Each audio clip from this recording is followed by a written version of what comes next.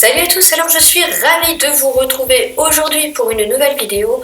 Encore une fois je change de décor parce que j'ai tendance à tourner en fonction des travaux dans la maison, donc pour l'instant c'est un petit peu compliqué et je tiens aussi à vous demander des excuses dès le début parce que j'ai une voix de crécelle. On est revenu il y a 2 jours à moto en pleine nuit et j'ai un petit peu chopé froid à la gorge, donc j'ai la voix qui déraille un petit peu. Mais on va faire avec puisque aujourd'hui je viens vous présenter les sorties livresques du mois de septembre. Alors moi je ne vais pas vous parler rentrée littéraire, etc. Je trouve que c'est énormément de marketing pour pas grand chose. Tout le monde le sait, il y a énormément de sorties au mois de septembre.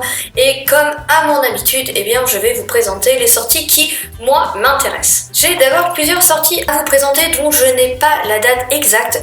Donc je me propose de vous les donner maintenant. En tout cas, elles sortent en septembre, ça c'est la seule chose dont je suis sûre. Tout d'abord, eh bien, il s'agit du Secret du Colibri, écrit par Jane Robin Brown et apparaître aux éditions du Chat Noir. Ici, ce livre va sortir dans la collection Chat Blanc puisqu'il s'agit en effet d'un contemporain young adulte. Je n'ai pas lu la 4e de couverture, mais apparemment ici, on y parle premier amour, deuil et thérapie par l'art. C'est un roman que j'ai reçu et honnêtement il me tarde de le découvrir puisque pour l'instant cette collection, même si elle me sort de mes sentiers battus, m'a apporté aucune déception. J'ai toujours été ravie, donc je suis ravie une fois encore de découvrir la suite. Vous avez aussi le dernier tome de Octavie d'Urville écrit par Esther Brassac et donc toujours à paraître et déjà paru à l'heure où je filme cette vidéo aux éditions du Chat Noir.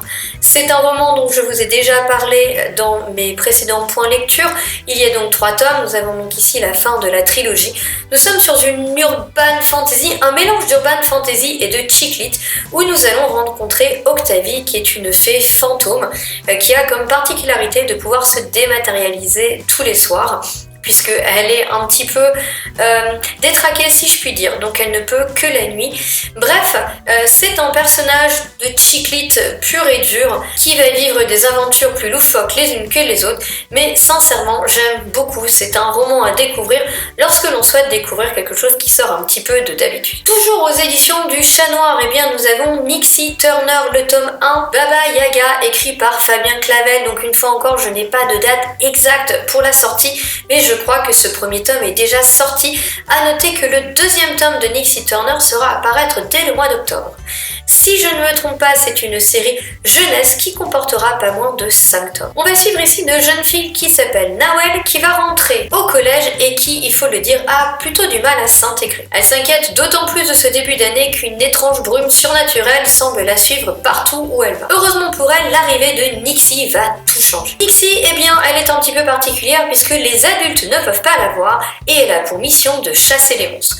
Voilà, c'est un roman jeunesse, ce n'est pas dans mes habitudes de lire du jeunesse, mais là je dois quand même avouer que le pitch me fait foncièrement de l'œil et que je vais très certainement craquer pour cette nouvelle aventure avec Fabien Clavel. Après c'est aux éditions Actu SF où il y a une sortie dont je n'ai pas la date, c'est le nouveau roman d'Alex Evans, l'autrice de Sorcière associée, qui nous a écrit La Machine de Léandre. Ici cela se passe dans le même univers que Sorcière associée et on va y rencontrer Constance qui est professeure de sciences magiques. Et Constance, eh bien, elle va devoir remplacer l'un de ses collègues qui a très mystérieusement disparu. C'est ainsi qu'elle va faire la connaissance de Philidor, un inventeur pour le moins mystérieux. Mais les travaux qu'ils vont effectuer ensemble vont attirer sur eux pas moins qu'une tueuse, un excentrique et un richissime industriel.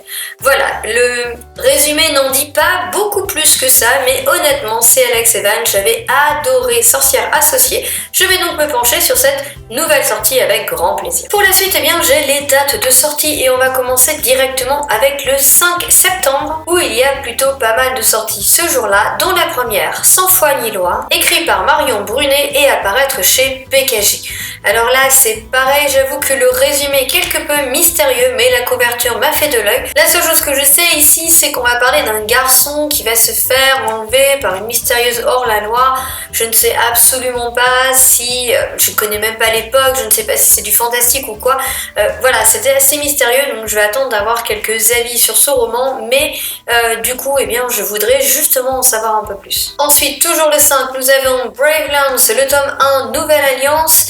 écrit par Erin Hunter et apparaître chez Pocket Jeunesse. Erin Hunter, ce n'est ni plus ni moins que l'auteur de La Guerre des Clans, que je n'ai pas lu. Nous sommes ici, là encore, dans du très jeunesse, mais bon, je me suis dit pourquoi pas. On remarque quand même un super marketing puisqu'il sort à peu près en même temps que Le Royaume, et vous voyez un petit peu la couverture qui match quand même vachement bien. Ceci étant dit, ils auraient eu tort de s'en priver puisque même sur moi qui ne suis pas trop jeunesse, eh bien ça a fonctionné. Donc apparemment on va suivre la vie et l'aventure d'un lionceau qui a été fait par des singes, je crois. Il y a aussi un éléphant, il y a pas mal d'animaux. Donc un petit peu comme pour La Guerre des Clans, ici ce sont les animaux qui sont les héros des histoires.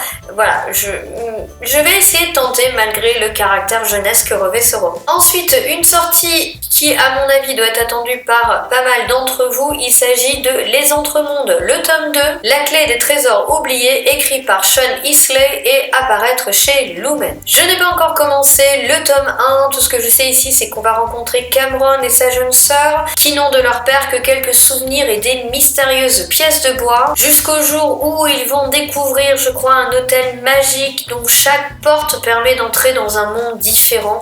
Voilà, je n'en sais pas plus, c'est un roman que j'avais acheté à Montreuil l'an dernier parce que l'auteur y était, et j'avoue à ma grande honte que je n'ai toujours pas lu. Il va donc falloir que j'y remédie, d'autant que voilà, le tome 2 sort bientôt et donc ce sera quand même l'occasion de sortir le premier. Ensuite, toujours le 5, sortait Box App 1307 par Amalia Anastasio et qui est donc sorti chez Scrinéon. Ici, l'histoire se déroule dans un futur lointain où la Terre n'est plus qu'une gigantesque ville avec des immeubles de béton de plusieurs kilomètres sans fenêtres. Ça fait vachement rêver. Et on va rencontrer ici Aileen ou quelque chose comme ça, je ne suis pas sûre de son nom.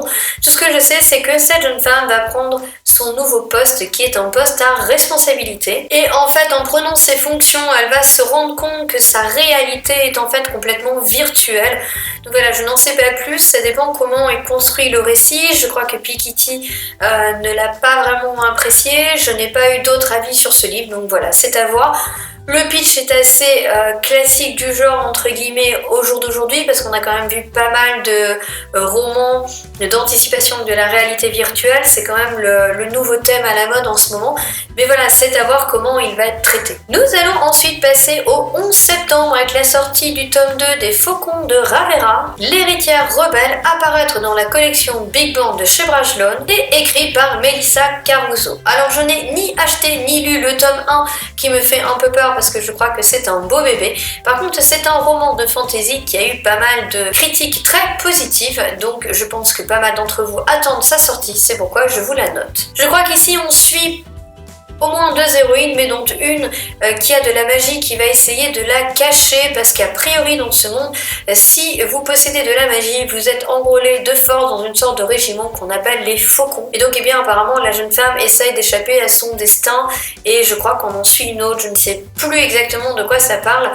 En tout cas n'hésitez pas à vous renseigner sur le pitch et surtout à me dire en commentaire si vous avez lu le tome 1 ce que vous en avez pensé. Ensuite, toujours le 11, nous avons E-Challenger écrit par Stéphane Soutoul et apparaître chez M&M Bookmark. Nous sommes ici encore une fois dans le thème de la réalité virtuelle et nous serons projetés en 2037 dans un univers où ont lieu des tournois de jeux vidéo virtuels. Je n'en sais pas plus, c'est du Stéphane Soutoul donc je pense que ça peut être intéressant puisque c'est un auteur dont j'avais adoré la série Ange d'Apocalypse et je sais qu'il écrit pas mal de choses depuis, j'ai beaucoup de retard dans mes lectures.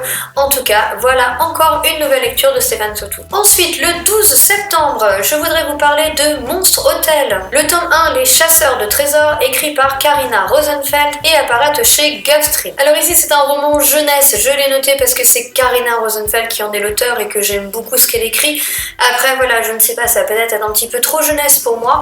Donc à voir, à découvrir. Je n'ai même pas noté le résumé, pour être honnête avec vous, je l'ai vraiment noté pour son auteur. Donc pour ceux qui sont amateurs de romans jeunesse, je pense que ça pourrait être à découvrir. Ensuite, nous allons sauter directement au 18 septembre avec plusieurs sorties ce jour-là, ma foi, fort intéressantes. La première, ce sera le tome 1 de Nora Jacobs Démasqué, écrit par Jackie May et apparaître chez Milady. Nous sommes ici dans une nouvelle série d'urban fantasy et étant très friande de ce genre, je ne pouvais que la noter. Nous allons donc rencontrer Nora qui a conscience de la présence des êtres surnaturels sur Terre. Je crois que c'est grâce à certains dons psychiques qu'elle possède et en tout cas, tout ce que je sais, c'est que elle fait apparemment à peu près tout ce qu'elle peu pour en rester à l'écart. Sauf qu'un jour, un vampire va se rendre compte de ses dons et va l'utiliser.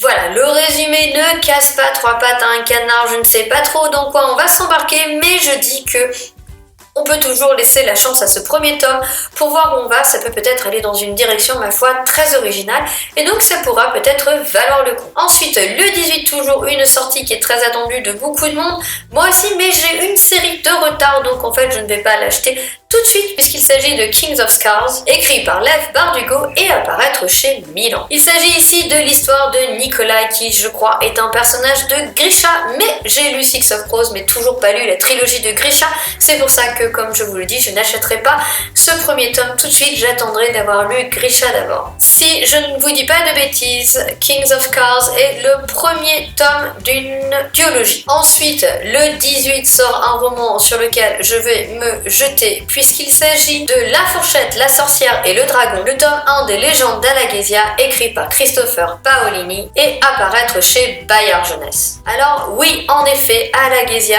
nous retournons dans le monde d'Eragon, un monde que j'ai quitté il y a bien longtemps, puisque Eragon, ça fait des années que je l'ai lu. Ceci étant dit, mon conjoint est en train de le lire en ce moment, il est même en train de finir la série, donc ça m'a un petit peu replongé dans cet univers et m'a donné encore plus envie de découvrir cette suite.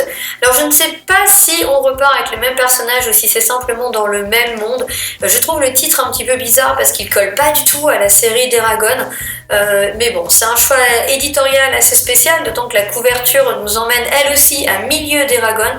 Donc je ne sais pas, mais une chose est sûre, c'est que je vais découvrir ce roman sans tarder. Ensuite, le lendemain, soit le 19, va sortir Impostors par Scott Westerfeld chez Bokeh Jeunesse. Scott Westerfeld, c'est l'auteur de la série Uglies, que je suis en train de lire, qu'il faudrait d'ailleurs que je termine et que j'aime beaucoup. Donc ici, nous retournons a priori dans l'univers d'Uglies, sauf que nous allons nous trouver 10 ans après, et de ce que j'ai compris, il faut absolument avoir fini la série Uglies avant de retourner dans ce roman, sinon vous allez avoir de sacrés spoils. Encore une fois, le lendemain, soit le 20 septembre, c'est une sortie des éditions ActuSF que j'ai notée, avec le tome 1 de La Dernière Geste. Je crois qu'il s'agit de Dans l'ombre de Paris, mais j'en suis pas sûre parce que j'ai écrit comme un pied, et c'est écrit par Morgan of Glencoe. Ici, nous allons suivre une jeune princesse qui est apparemment promise à l'héritier du trône de France, et a priori, son rôle et son destin ne l'en tirent pas plus que ça. Jusqu'à ce qu'elle rencontre une étrange femme qui va lui permettre de choisir, soit elle pourra se marier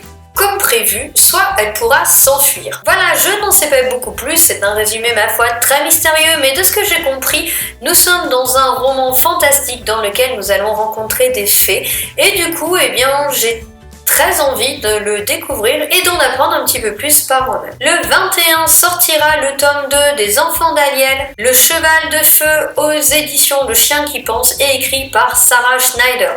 J'ai découvert le tome 1 il n'y a pas longtemps, j'ai beaucoup aimé. Nous sommes ici dans un roman de fantasy où nous allons suivre une jeune héroïne qui va se rendre compte qu'elle n'est pas humaine, mais qu'elle a des dons et que donc elle est censée chercher d'autres personnes qui ont les mêmes dons qu'elle afin de combattre une entité maléfique. Alors oui, en effet, le pitch peut sembler assez classique, ce qui est le cas, mais sincèrement, l'autrice a construit un univers très très agréable, elle a une plume superbe et on ne s'ennuie pas un quart de seconde, donc eh bien j'ai hâte de découvrir le tome 2. Nous allons ensuite passer au 25 septembre avec le tome 4 de Baneseed, Mort sur la lande, apparaître chez M&M Bookmarks et écrit par Fanny André. Je sais qu'ici on va suivre une banshee pourfendeuse d'hommes infidèles, de meurtriers, de violeurs, etc.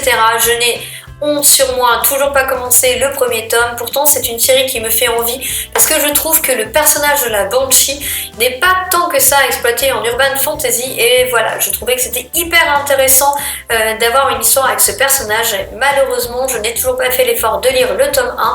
En tout cas, pour ceux qui l'ont fait, eh bien vous saurez que le tome 4 est à paraître. Le même jour va sortir Au crépuscule aux éditions 404, un roman écrit par Anthony Combrexel. Il s'agit apparemment d'une suite indépendante, alors je sais pas trop comment on doit apprendre ça, si c'est une suite mais que c'est indépendant, de son premier roman qui était Presque minuit. Alors personnellement c'est un roman que je n'ai pas lu, donc je commencerai par Presque minuit, mais pareil, une fois encore, pour ceux qui l'ont lu, sachez que l'auteur sort un nouveau roman qui se passe à Paris en 1893. Ici nous allons rencontrer 4 adolescents qui sont censés protéger la magie et qui vont intégrer la garde de l'éther. La garde de l'éther, c'est en fait, d'après ce que j'ai compris, la garde des objets magiques. Mais un jour, des enfants de leur ancienne orphelinat vont disparaître, tout comme des gargouilles a priori. Et du coup, eh bien, les 4 orphelins vont essayer d'éclaircir le mystère. Une fois encore, je peux pas vous en dire beaucoup parce que je n'ai pas lu Presque minuit et je n'en sais pas beaucoup plus. En tout cas, j'avais bien aimé un petit peu entendre les mots gargouille, magie, Paris en 1893. Je pense que le melting pot peut être, ma foi, fort sympathique. Ensuite, nous allons passer au 27 avec le tome 1 d'Incrypted, Tango endiablé, écrit par Seanan McGuire et apparaître aux éditions Alter Reed. Oui, non, tu t'éloignes, allez, éloigne-toi. Oui, mais non, mais tu feras des câlins plus tard, allez. Ici, nous allons rencontrer Verity qui fait partie d'une famille qui étudie et protège les monstres. Mais il faut l'avouer, la passion de Verity, c'est la danse et absolument pas les monstres. Du coup, d'après ce que j'ai compris, elle va partir, essayer de partir loin et de laisser un petit peu tout cet héritage derrière elle. Malgré tout, cela ne va pas être possible. Et elle ne réussira pas à se détacher de cet univers dont elle fait irrémédiablement partie. Donc je ne sais pas quelles aventures elle va vivre, mais là aussi, ça avait l'air, ma foi, fort sympathique. Ensuite, le 30 septembre, c'est un roman qui va paraître aux éditions France Loisirs, je crois, donc ce serait bien Nouvelle Plume. Je ne sais plus, je me mélange un petit peu les pinceaux. En tout cas, il s'agit de Dégénérescence, écrit par Léna Jeumae. Léna Jeumae, elle a écrit la duologie dystopique Les Oubliés et elle a aussi écrit la duologie de Blood Witch que j'ai beaucoup aimé. C'est une autrice que j'aime bien. J'aime la plume, j'aime ce qu'elle écrit, j'aime son imagination, donc c'est un roman que je découvrirai tôt ou tard. Et bien voilà tout le monde, j'ai enfin terminé de vous présenter les sorties du mois de septembre qui m'intéressaient, ou des fois qui étaient susceptibles de vous intéresser vous, c'est-à-dire qui m'intéressent moi mais que je n'ai pas encore commencé, sur lesquels j'ai du retard. En tous les cas, à tous, je vous souhaite une excellente journée, d'excellentes lectures et je vous dis à bientôt. Ciao, bye!